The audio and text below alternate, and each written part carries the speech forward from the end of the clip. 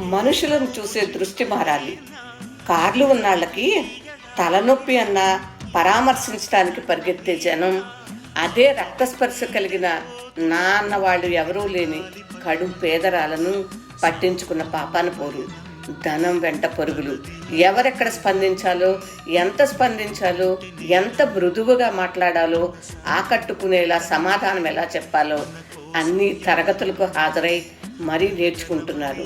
మనుషులను సహజంగా, సాధారణంగా, స్వభావ సిద్ధంగా బతికే స్వేచ్ఛను దూరం చేసుకుంటున్నారు అంటుంది కోపంగా.